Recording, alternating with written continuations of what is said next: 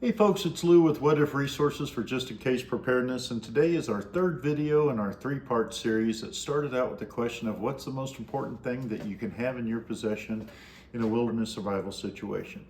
And in the first video we talked about, there's actually two things, one physical thing and one skill set. The physical thing that we talked about was a knife, and in the second video we covered knives.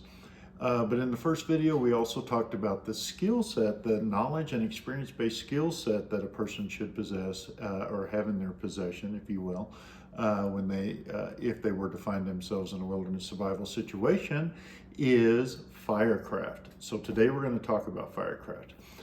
And I mentioned this before, but I'm going to go ahead and mention it again, is that nobody's advocating that you only have one physical item with you when you go into the wilderness. And certainly nobody's condoning that you only have one skill set when you go into the wilderness. Okay, it's just a conversation about what's the most important item to have when you step into, if you step into the wilderness and you inadvertently find yourself in a wilderness survival situation.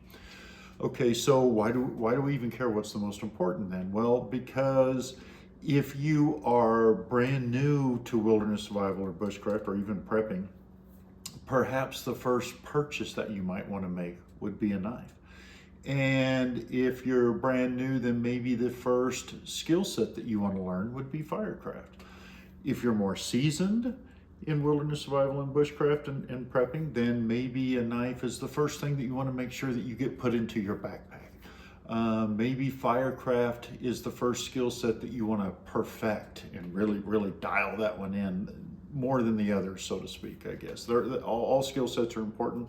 All gear is important. It's just simply the most important. So it might be the one skill that you want to perfect before you move on to perfecting the other ones. Another thing that I wanted to mention is that obviously firecraft, today's video content, firecraft, is relevant to wilderness survivalists and bushcrafters, okay? However, it's also relevant to preppers. And the reason I say that is because most preppers that I visit with, during the bug out stage of their plan, if that becomes important and something that they have to proceed with, most preppers incorporate either going to the wilderness and staying for a short period of time, or at very least they've incorporated some type of travel through the wilderness trying to get from point A to point B. Okay, so therefore any wilderness skill is actually relevant to a prepper as well. The other thing that I wanted to mention is that today we're going to talk about a lot of the firecraft basics. We're going to talk safety definitions, a handful of things like that. Obviously we're going to go over some gear and some techniques. Gear, that's right, we're going to go over some gear as well. So again, nobody's advocating that you only take a knife. We're advocating that you take some other items too, and some fire-related gear is certainly one of the items that a person should take with them into the wilderness. Now, to stay in the premise of this series, what's the most important thing, and with that being a knife and the firecraft being the skill set, of course, we are going to go over, we're going to make some honorary mentions of some techniques to be able to start fire if you did find yourself with only a knife in a wilderness survival situation. However, today's firecraft is so broad. There's so much information to try to cover that a video like this could turn into a 3-hour, 4-hour, 5-hour, 6-hour type video, and obviously that's not what we're going for today. So a lot of this information that we start with is going to kind of be introductory type information. Again, definitions and things like that. So what I wanted to mention is that this is definitely a great video for beginners. Going to cover a lot of good information for beginners. However, if you're more seasoned in the skill set of firecraft, still a good video for you to watch. And the reason being is, hey, you know what? It's always good to kind of review, especially fire safety, but even definitions. It's definitely good to review some of the gear that's available to us. You know, maybe you've already perfected a certain technique using a certain piece of gear. However, maybe today we'll mention a piece of gear or a technique that may re-spark or rekindle your interest in something. So anyway, there's a lot of information to go over here. So let's get started. Please stick around. Thanks.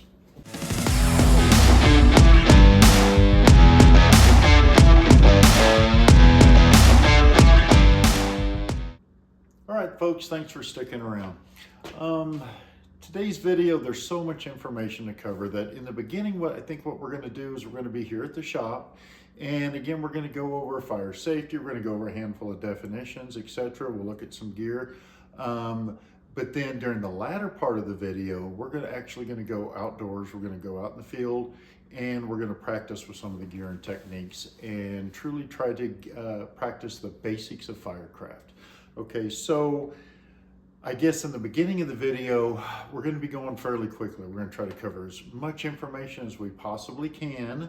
And by going quickly in the beginning of the video while we're here in the shop, I'm hoping that we can take it just a little bit longer and maybe get into just a little bit more detail while we're out in the field. Now, with that being said, we have tons of videos out there.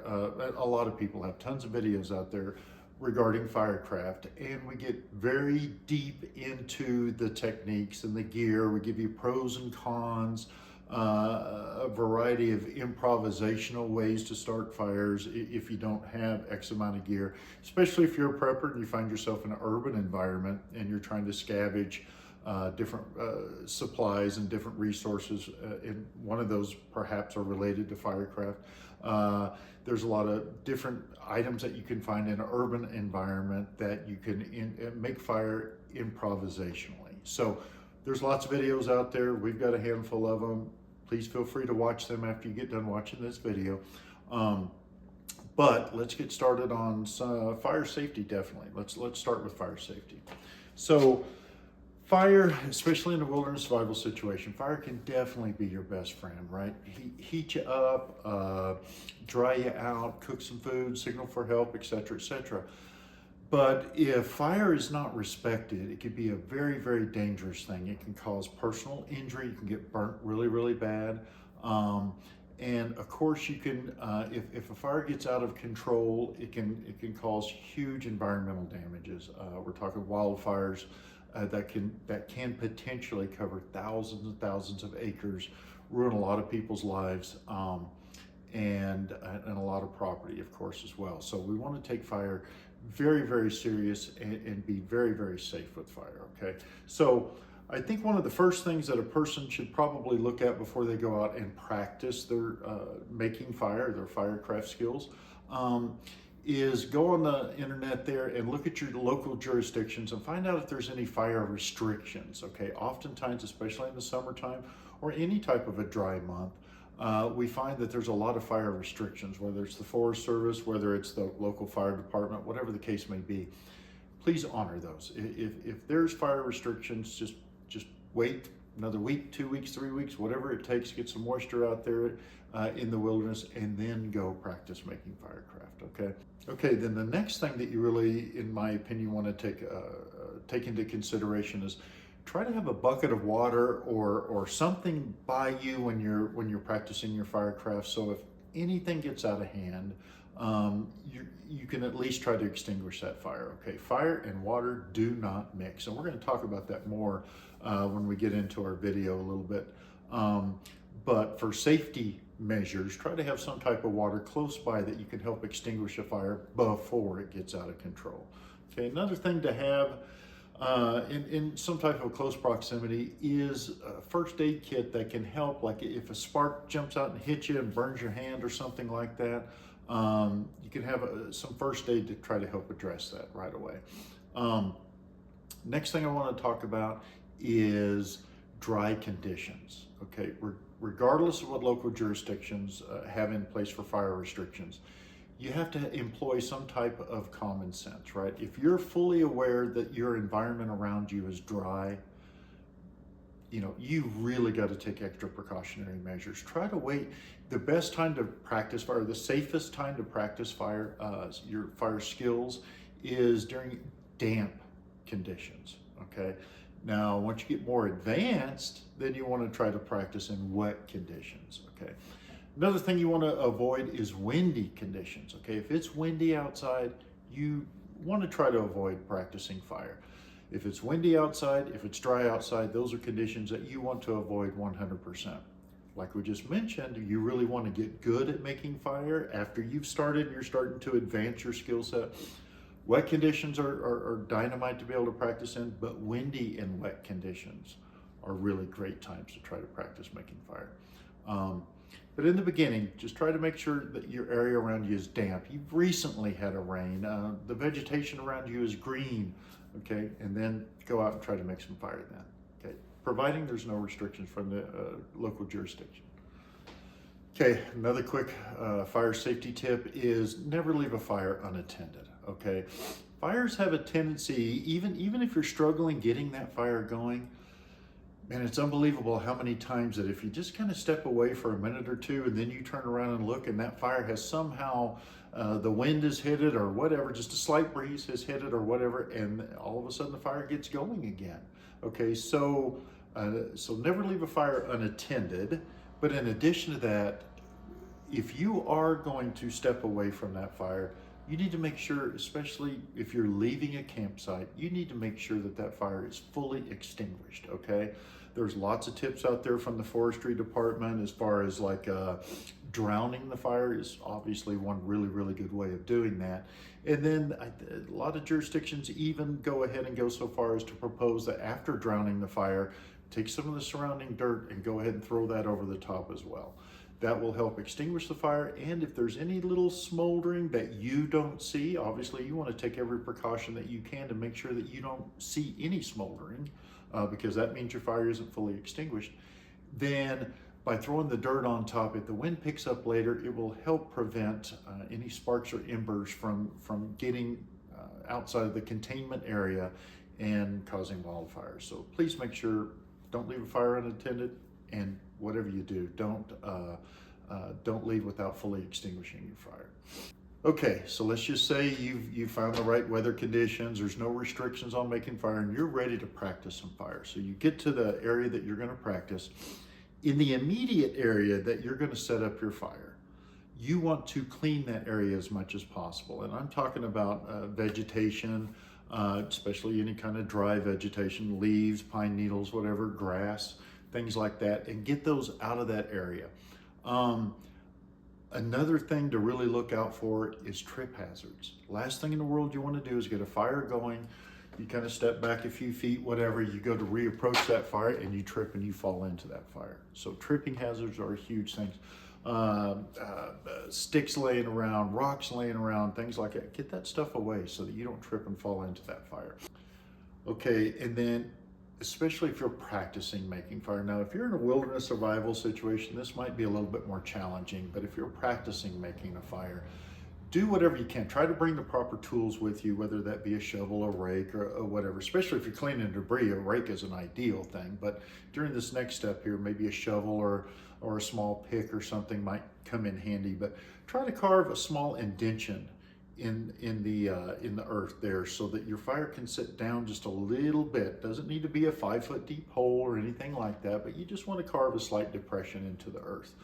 Then the next step is to build a fire ring. Okay, now I'm sure you've heard of this or you've seen it or you've done it yourself, but even in a wilderness survival situation, you want to try to do this. You want to either bank the dirt that you've dug from making your depression, or you want to bank some snow if you're in that type of an environment, or you want to try to find some rocks or something like that. And you want to, basically you're building a berm. They call it a fire ring, but basically you're building a berm around your fire. It helps to keep the fire contained, but it also helps keep the sparks and the embers a little bit more contained. Okay, so those are our fire safety tips. Now let's get into some definitions.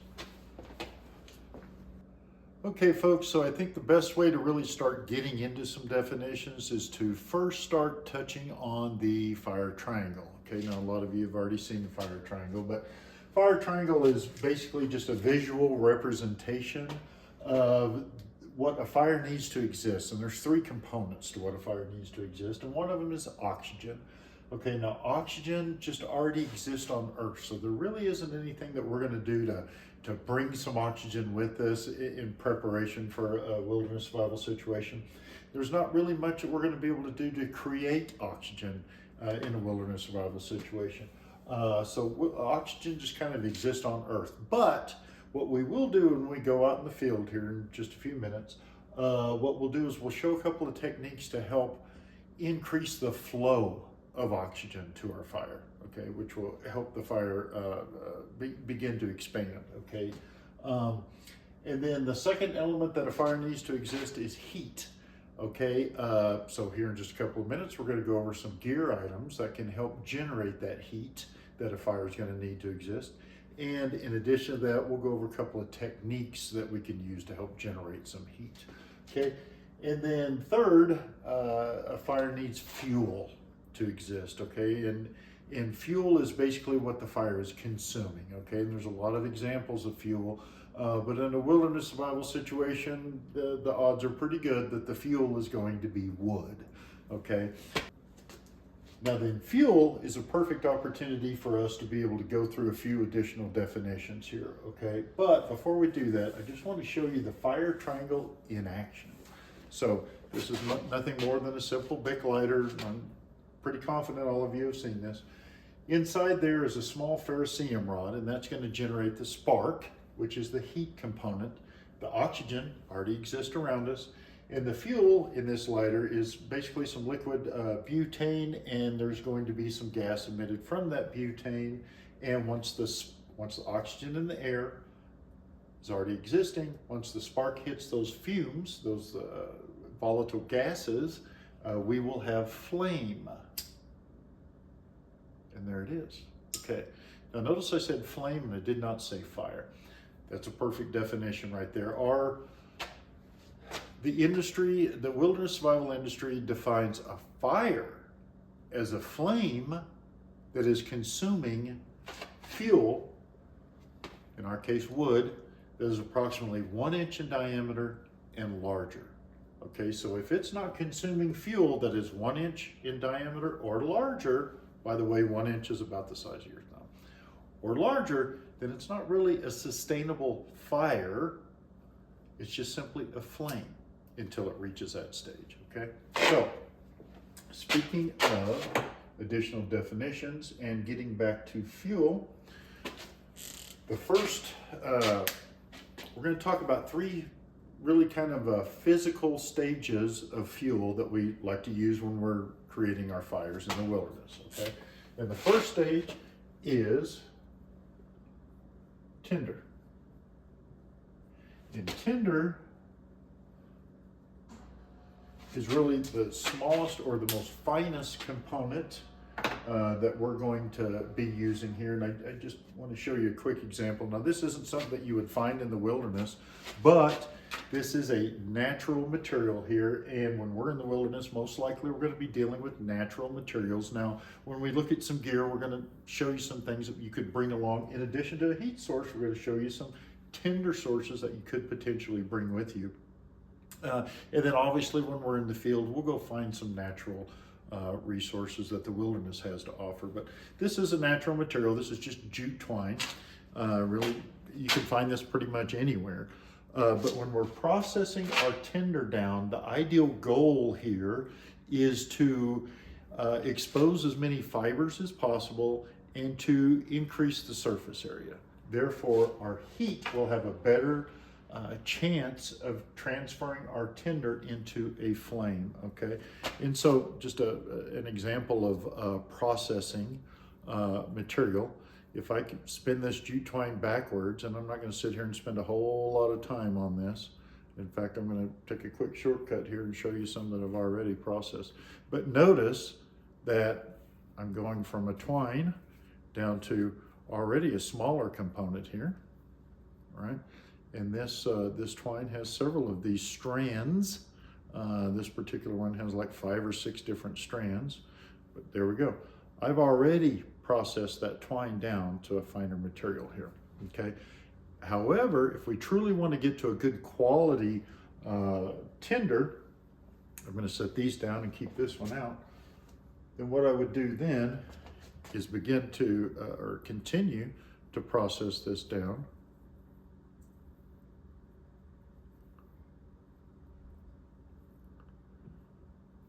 This will only take a second, hopefully. And now, look at how fine those fibers are. This has only taken a couple of seconds here, maybe a minute. But if we continue to do this, We do this over and over and over with each one of these strands. And maybe you decide that you need some additional tinder, so you take longer pieces of twine. But if we keep continuing to break this down and process this, eventually you will end up with a ball of this material here. And this is an excellent example of tinder, okay? If I were to put a legitimate heat source to this right now, it would combust, okay, and generate a flame, okay?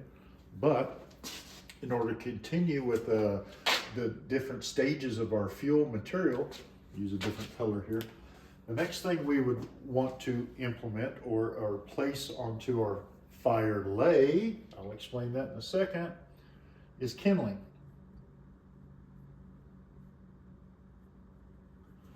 Okay, and kindling is small pieces of wood that are combustible. Okay, so we're talking about sticks, twigs, things of that nature. And the industry really defines kindling, by the way. If you use sticks and twigs, a lot of people are referring to those right now as smalls. Okay, let me show you a couple examples of some smalls that fall in the kindling category. Okay, and so here's just a couple of examples. And what the industry is really defining this as material that is approximately pencil lead thickness, that would be some of the smaller pieces, up to the size of about a magic marker size. Okay, so if you notice right here's some really small pieces, okay, about pencil lead thickness, something like that. And then of course, they go up to larger pieces, like something more along the lines of something like this, about the size of a magic marker, okay? Then the next size of fuel that we would want to implement into our fire lay really is just called fuel sticks, okay?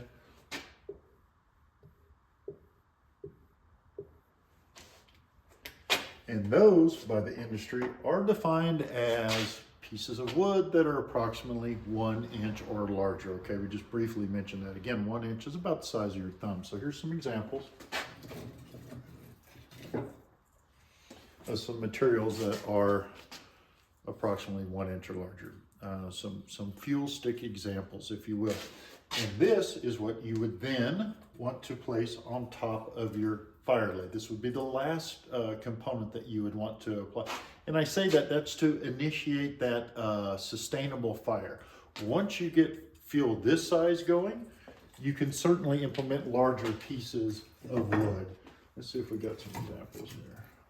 You know, once the flame is reached over the top of those size of fuel sticks, then you can certainly start to implement larger pieces, okay, slowly but surely.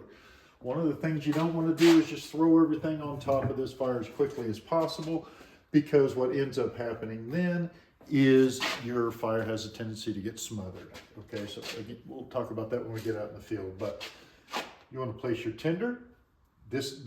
All of these components here together, that is really what is called your fire lay. So when people are talking about different types of fire lays, this is what they're talking about. You get the tinder at the bottom, that kind of gets started. You place the kindling or the smalls on top, and then you place the fuel sticks on top of that. Heat rises, so does flame. Flame rises. And so the heat from that tinder starts to go up, starts to go through the kindling, and then starts to consume the fuel sticks. Okay, once your fuel sticks are burning, the flames are above the top of the fuel, then you now have created a sustainable fire. Another thing I just wanted to mention really fast, where I have a couple examples right here at my fingertips, is that kindling. We mentioned the smalls. We mentioned what you may be able to just go out and grab really fast off of some dead standing type trees and bushes, being sticks and twigs like this. Well, what if you were in an environment where it had just recently rained, right? Or snowed, or there was heavy fog or heavy humidity or something of that nature. sticks and twigs, they may be too wet, right? And we just talked about earlier in the video how fire and water don't mix well together. So you want your all of your fuel to be incredibly dry. And therefore, let me just kind of back up here a second. Therefore, you want to collect your material from dead standing trees. And what dead standing is exactly what that word says. You want that tree or that bush or whatever to be completely dead, but standing. One of the reasons for that is when water, if water begins to hit, I'm going to use this fuel stick as an example of a tree, but if rain, moisture, outside moisture begins to hit that tree, it'll just run down the outer edge, right? And then if it is wet for whatever reason, if it's a standing tree, then the sun and the wind have a tendency to have more contact with it and dry it out quicker. If you try to go collect your wood, your fuel source, from a tree that is lying down, then the chances of it is there's probably moisture from the ground getting into the tree. And in addition to that, any rain, snow especially, sitting on top of this is that moisture is just going to continue to get into that piece of wood. So we try to look for dead standing trees to collect our material from. Now then, back to that original point. If we're trying to collect smalls from dead standing trees, but it has just recently rained or it's currently raining, we may want to try to take a saw or a knife and use a technique called beaver chewing and try to collect a branch from that dead standing tree. And we may want to process that down with another technique called batoning. We'll look at all that stuff when we go out in the field. And baton that wood down, and what we're trying to do is the outside may be wet from rain, but the inside components here, those won't be, those will be dry. And so we can just continue to process that down into smaller and smaller pieces, and we can create kindling. And if we process it down small enough, we can create kindling. And some of the other pieces, we didn't need to process down that far to create the kindling. We can go ahead and leave those pieces off to the side and have fuel sticks. Okay, so we have examples of, we've shown examples here of material that we've just collected. If it's a dry environment, then we've gone out and collected smalls. We've gone out and collected fuel sticks. But if it's incredibly wet environment, we've shown how we can go out and take a branch, process that branch down, and be able to collect or create kindling, and in addition to that, fuel sticks. Now then, are there ways to create tinder from dead standing? Well, there is. Not as fine as the example that we showed with the jute twine. Okay, these are things that in a natural environment, we may be looking for grass, we may be looking for leaves, we may be looking for pine needles, we may be looking for that type of material. Okay, but depending on what kind of a heat source we have, we may not have to process our tinder down that finely. Okay, that fine of a material right there is usually reserved for things like embers, getting ember to transfer into flame. Again, we're going to talk about all that. But what we might be able to do is if we have something more along the lines of a lighter or matches or something like that, we're going to look at all that here very shortly. We might be able to take our knife and from that piece of wood that we were batoning down into smaller and smaller pieces, we may be able to then process that material down with our knife, and we might be able to shave some of those edges off and create shavings.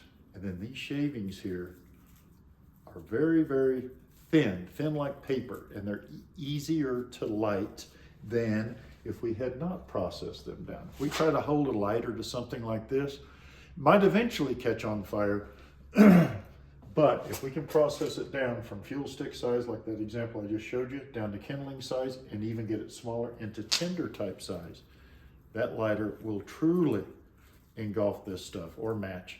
Open flame will truly begin to consume this rather rapidly. So this is a prime example of materials that you can gather even in damp and wet conditions, okay? But there's some definitions: tinder, kindling, and fuel stick. Okay, we're gonna go over, oh, and fire lay, and dead standing. Okay, so we're gonna go over a couple more here in just a second. Okay, folks, so I think next what we're gonna do is we're gonna look at some gear that can help generate heat, gear that we can take with us that can help generate some heat. But in addition to that, we may look at a couple of other items used for man-made tinder resources, which are really kind of referred to more along the lines of fire starters. So this will give us a chance to look at some gear. It'll give us a chance to go over a couple more definitions and a handful of techniques, okay? But real quick, before we do that, just wanted to kind of go over what we've already discussed. Okay, we've already discussed the fire triangle, oxygen, heat, fuel. We've already discussed tinder, kindling, which includes smalls, fuel sticks, dead standing, flame, fire, and of course, fire lay. So why don't we go ahead and readjust the camera here, and let's look at some gear, some fire starters, and a couple of techniques. All right, thanks.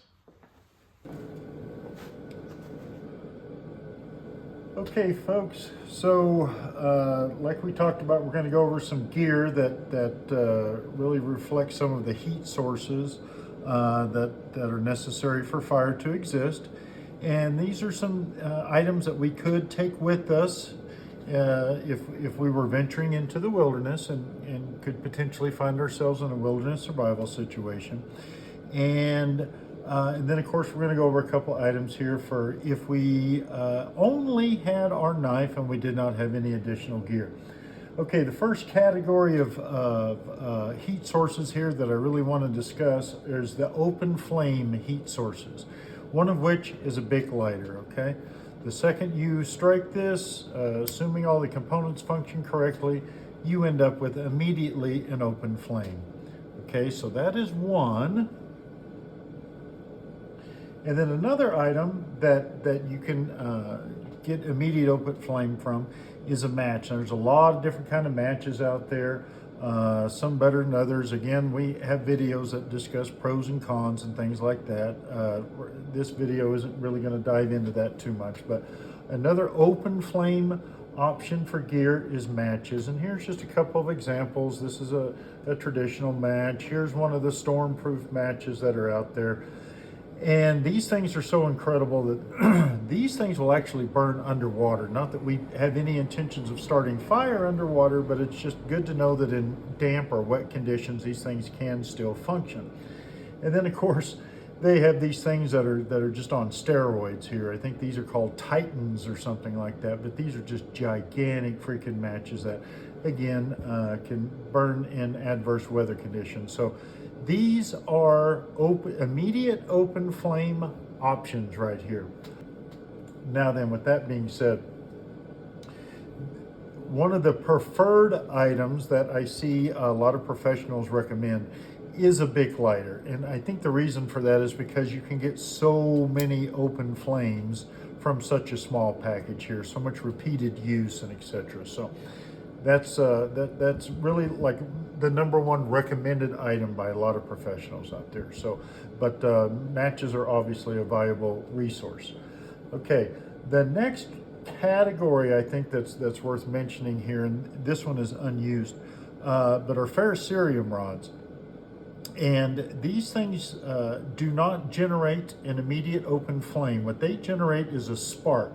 When struck with an item that has a 90-degree angle on it, as an example here. Now, some of these come with strikers, and you can strike them with a lot of different things, but an example is if you have a knife that has a 90-degree spine on it, you can strike this and generate a spark. Now then, with that being said, these are extremely hot sparks, okay? These, it's my understanding that these sparks are in the neighborhood of 3,200 degrees.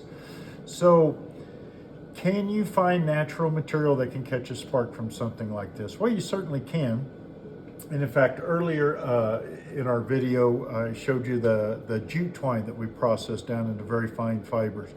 That is a resource that'll take a spark from something like this, but something that you might find out in the wilderness, cattail fluff, some of the inner bark from cedar trees and from cottonwood trees and things like that, dead grasses, dead leaves, things like that will, most of the time, will definitely take a spark from something like this. Fat wood as well, and I'm going to show you an example of fat wood here in just a moment, but this is really another highly advised item from professionals. So we have this immediate flame, which is advised by professionals, really probably the #1 recommended method.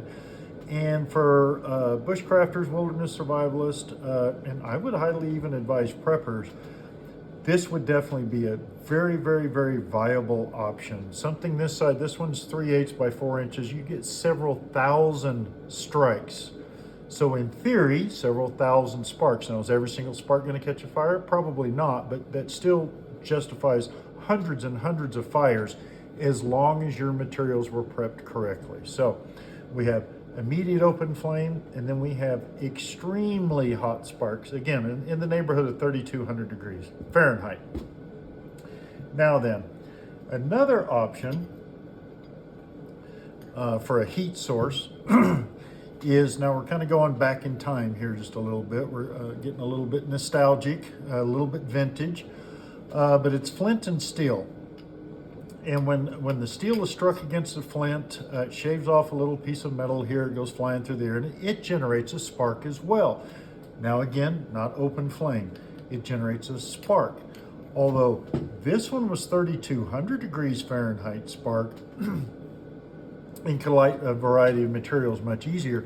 The spark generated from this is only in the neighborhood of 800 degrees Fahrenheit.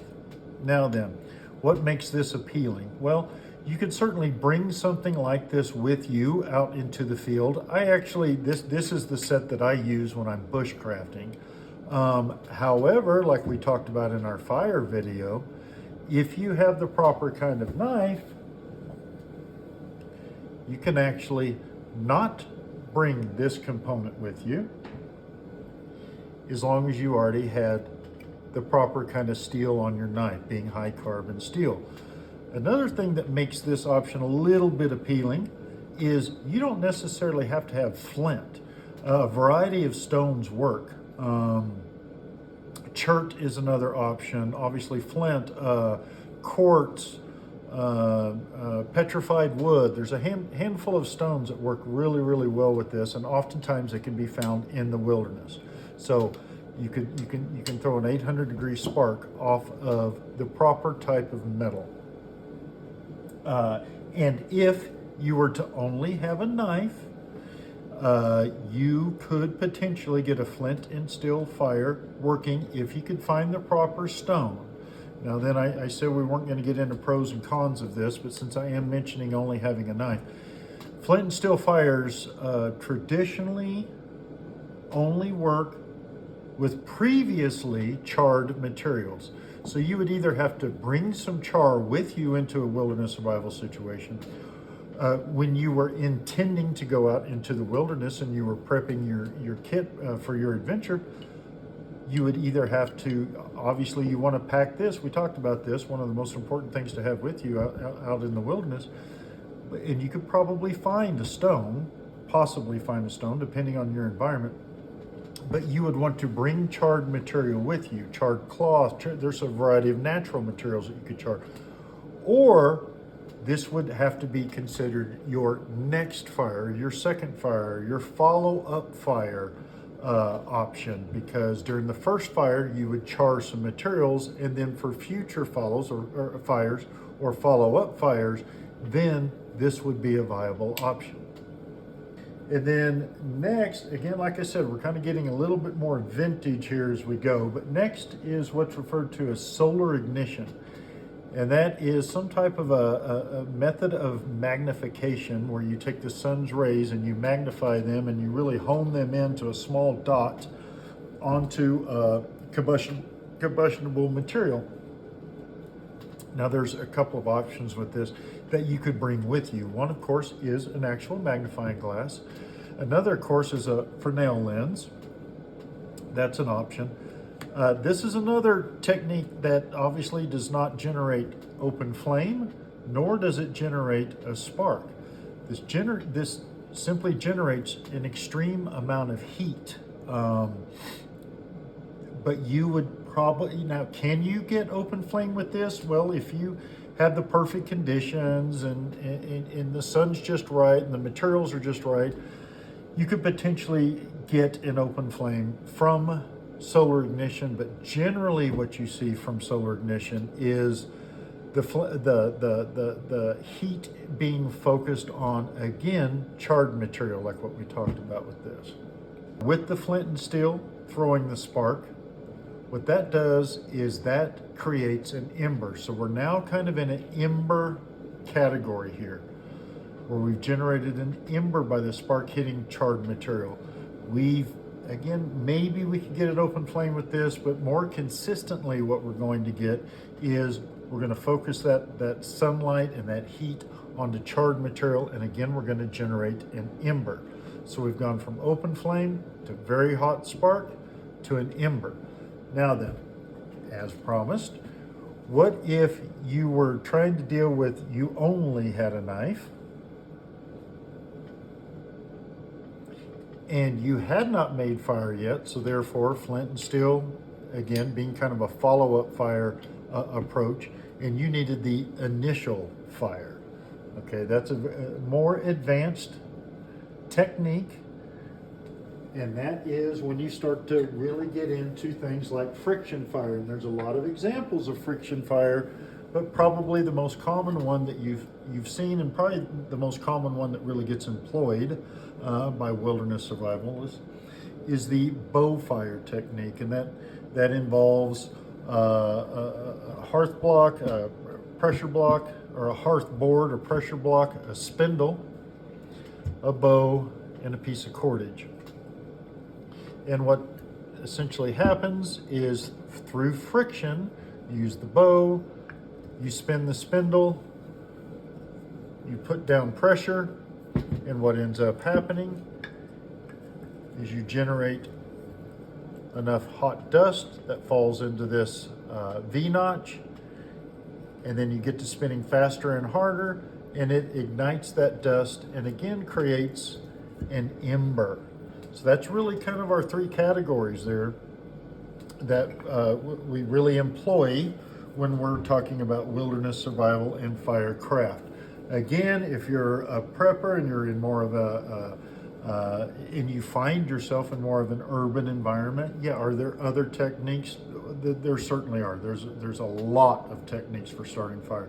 But in wilderness survival situations, this is really what we find ourselves up against the vast majority of the time. And so, again, most professionals are suggesting that you do have a lighter with you. You could have matches, especially some of these. I mean, my goodness, these things are unbelievable. They certainly advise that you have a ferrocerium rod with you. And then if you have your knife, you could contemplate follow-up fires with flint and steel. These things the magnifying glass technique may be a little challenging because, you know, it's bulky, you know, other than maybe first aid or something like that, they don't necessarily serve a whole lot of purpose. But a Fresnel lens is so thin, it's about the size of a credit card. It's so small, so thin, a lot of professionals are carrying these just as kind of a backup method. Let's face it, as long as the sun comes up, in theory, this is gonna work, right? So kind of hard to say no to carrying a Fresnel lens. And then friction fire. These are really the biggest techniques and gear that we see frequently. Again, there's nothing wrong with matches. Again, there's nothing wrong with carrying a fire steel. Again, there's nothing wrong with having a magnifying lens. Certainly a lot of people carry Fresnel lenses. But this is really our most common ones here. Bic lighters, ferrocerium rods, flint and steel options. Obviously, you find the steel when you're out, or you find the stone while you're out in the wilderness. And then if you had to, this takes a lot of energy, a lot of time, and quite frankly, a lot of skill. It can be done. Don't want to discourage anybody. It can be done. But this would be a technique employed if you really had none, well, you had your knife, but you had no other options of really starting fire. You could start a fire with nothing but your knife. And then of course you could go into follow-up fires if you can find the proper stone, and during the first fire you created some type of charred material, you can then do follow-up fires with flint and steel. But definitely no ifs, ands, or buts about it. If you are intentionally going into the wilderness, try to take some additional gear. It's highly advised: Bic lighters, ferrocerium rods. Ferrocerium rods are so popular in the industry that, and we've kind of briefly talked about this too in one of our earlier videos in this series, is that it's pretty challenging to have a fixed blade knife and not have a sheath, because that's the safest and easiest way to carry it. And so therefore, it's not uncommon, especially knowing that a knife is the most important thing to have with you in a wilderness survival situation, and firecraft is the most important skill set to have with you in a wilderness survival situation. It's not uncommon to see ferrocerium rods on the sides of sheaths, accompanying the sheath, almost to a certain degree creating a kit. Okay, so now what I want to talk about here real quick, I'm going to get out a couple of different tenders, a couple natural ones, a couple of man-made ones. And I say tenders, I'm going to use that term loosely because we're also going to be introducing some fire starters. And we'll define that in just a moment. Thanks.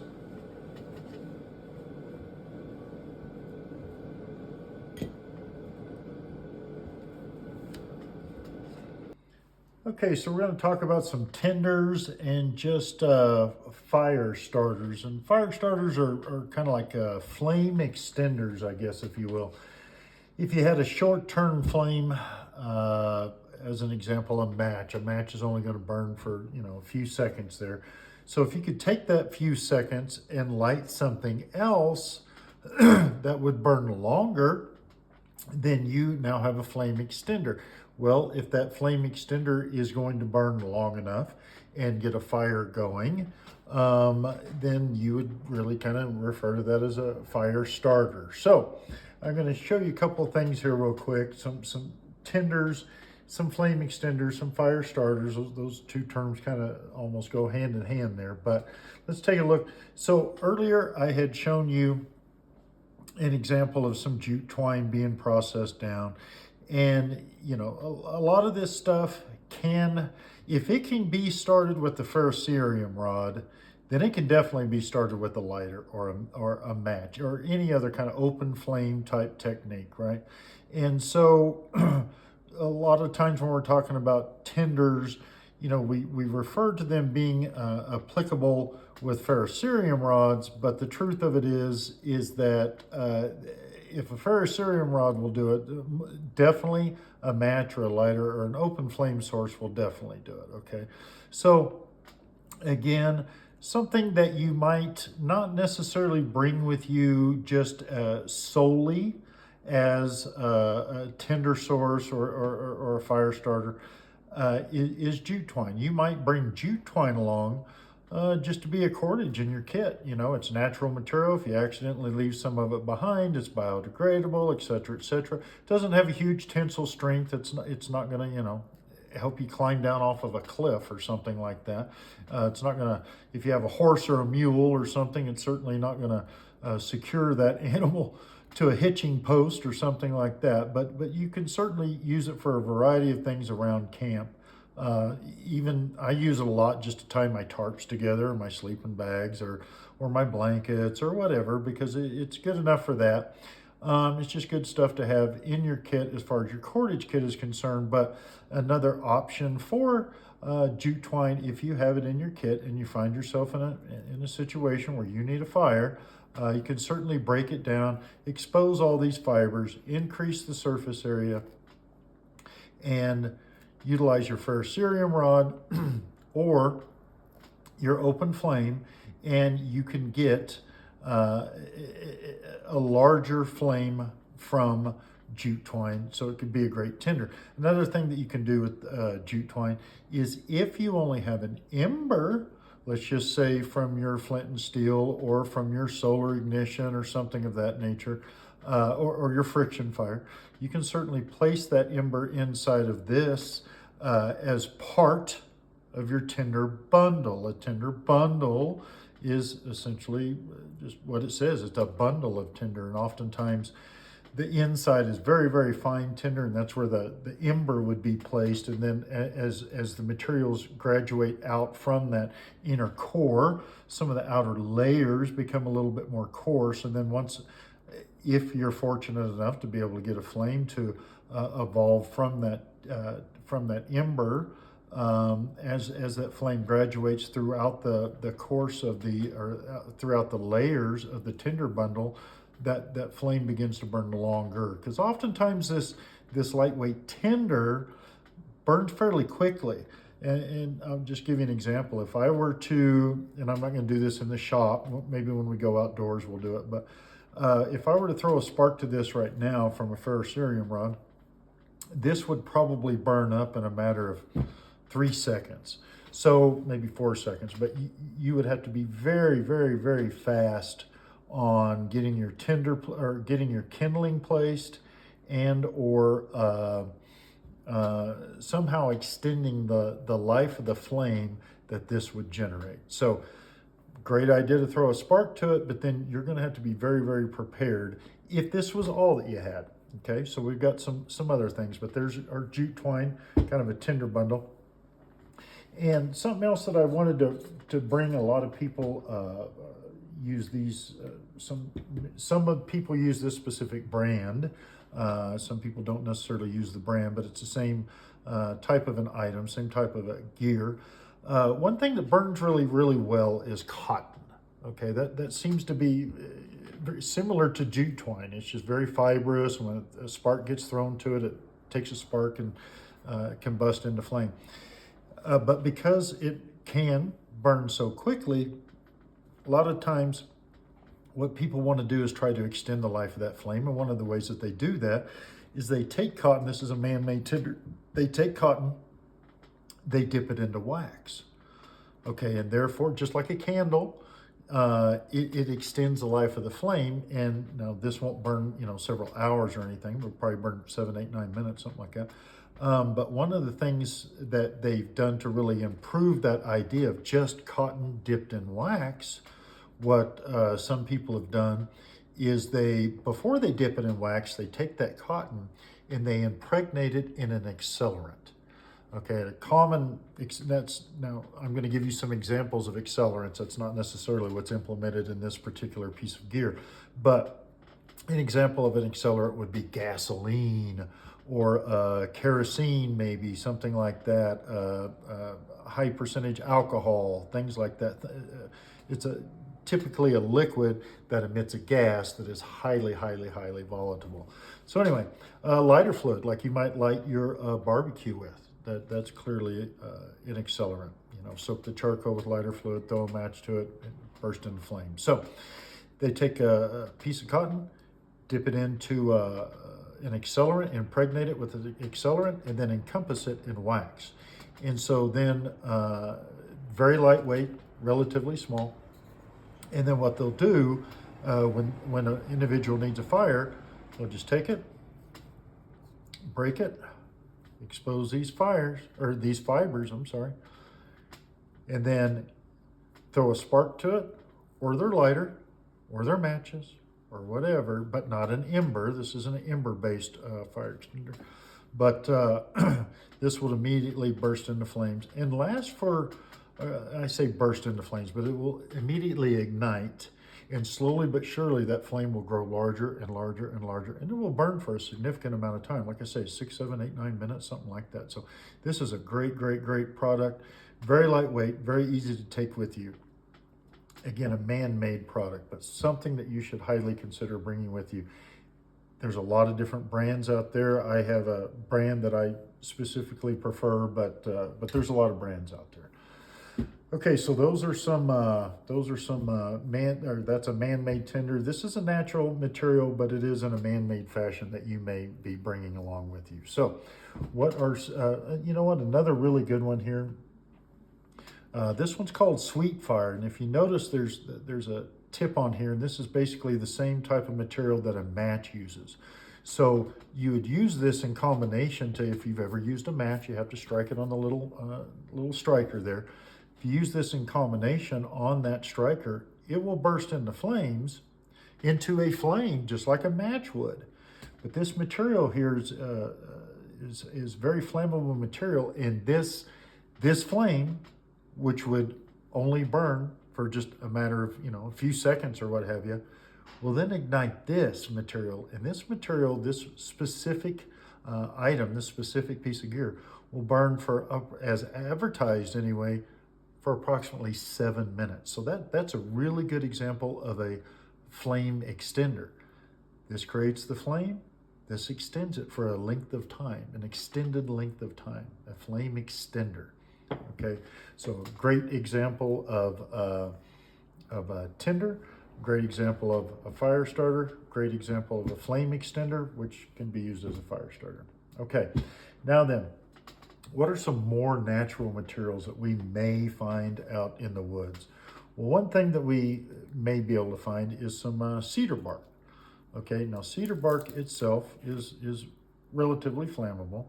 Okay, but if you can break down the inner components, look, hopefully this camera can pick this up inside the shop here like this, but there are some fine materials, very fibrous materials inside here.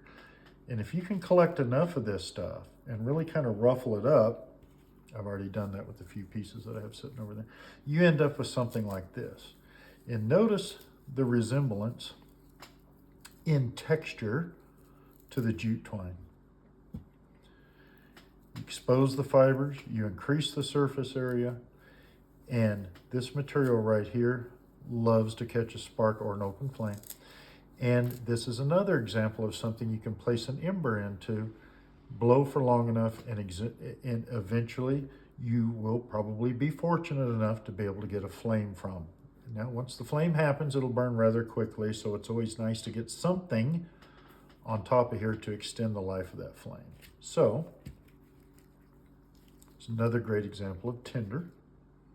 Okay, and then now another natural material that we find out here, and I mentioned this earlier in the video, and I wanted to show you an example of it. This is one I've actually used quite a bit, but is fat wood. And all fat wood is in this case, it's a piece of pine wood. I think a lot of different evergreens have this type of wood, coniferous trees. But it's essentially the sap from the tree has settled into like the pits and the roots and the bases of the tree after it's died, and the pitch or the resin or the sap from that tree is highly combustible. I believe what it has is turpentine in it. Now, I'm not going to lie to you. Okay, I'm not a professor. I'm not an engineer. I'm not an instructor. I'm not going to try to break down the molecular contents of chemical compositions and yada yada, but that is essentially turpentine. Now what we can do is we can take a lot of different things, but again, for the essence of this video, if we had a knife with a 90-degree spine, what we would, and same as always, we don't want to just try to take one big giant thing and catch it on flame. We want to try to process it down to smaller components, expose the fibers, increase the surface area, etc., okay? But if we were to take our 90-degree spine on this knife as an example,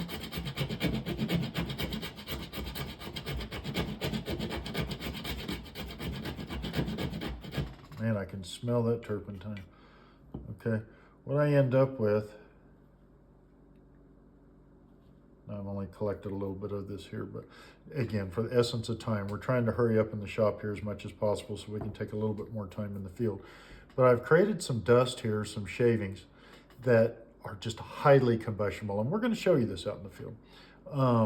But this fat wood is a great, great resource and something that you can find out in the wilderness.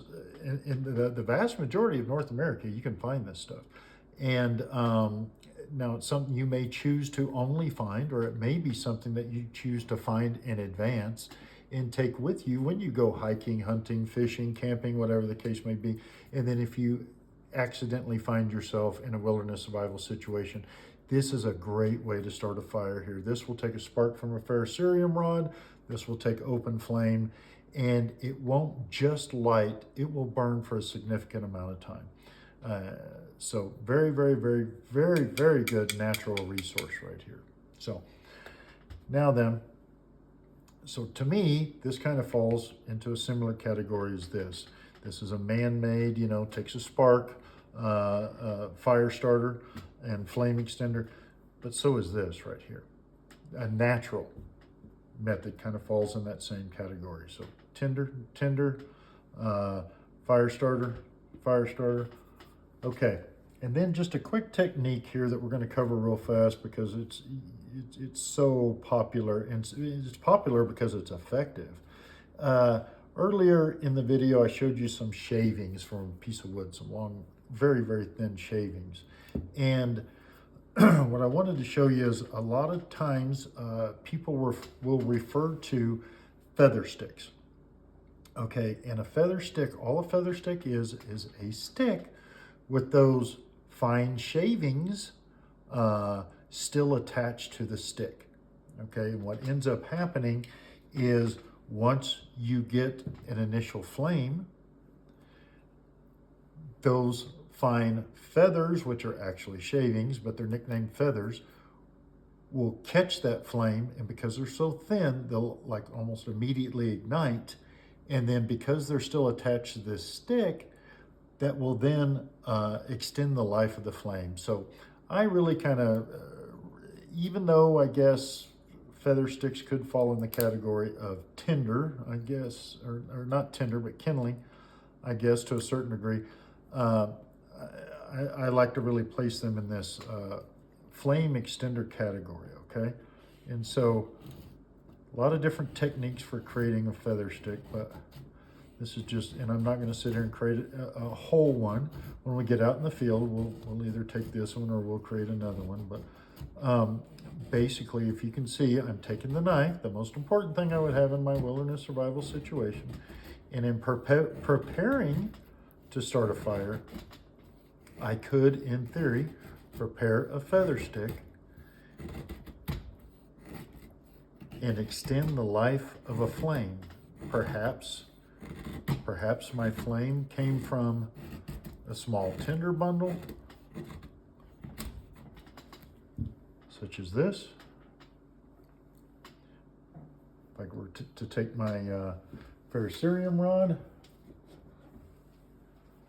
take the back side of my knife, throw a 3200 degree spark in there, it will ignite almost immediately, and then I could almost immediately roll this over the top of that flame. Remember, I mentioned that some of this tinder will burn up in a matter of seconds, but if I can immediately get that flame in contact with these fine feathers here, now again, this I didn't process this all the way.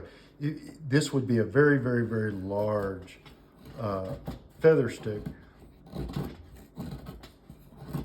And we'll give you some more examples of it when we go out into the wilderness here, or out into the outdoors, out into the field. But if I can get that over the top of that flame, I can potentially catch these shavings on fire. And then once those are kind of on fire, I can kind of roll that over and allow that flame to catch the rest of this stick on fire. And now I've really used a natural method of extending my flame.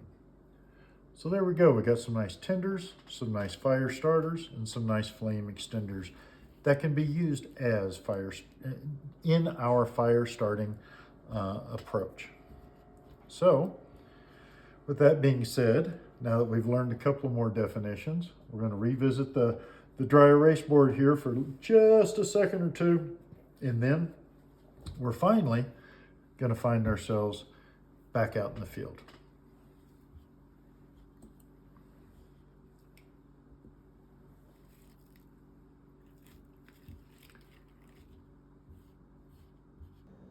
All right, folks, so we got to go over a little bit of gear there that can help us create the heat that we need to establish our fire.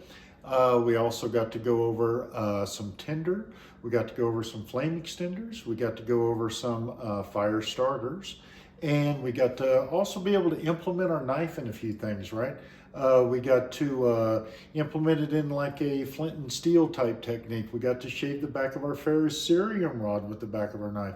We also got to use our knife to process some of our tinder and flame extenders, like our fat wood as an example, where we shaved the back of the fat wood. We got to carve some feather sticks with our knife. So with all the different things that we reviewed, we were even able to implement our knife. And now we're getting ready to go to the outdoors, where we can try to practice and employ some of these techniques and some of this gear. We're going to use a couple different examples, and we're going to try to give some names to 3 of the popular fire lays while we're outdoors. So, quick review. We learned feather sticks. In addition to what we've already learned, we learned feather sticks, fire starters, and flame extenders.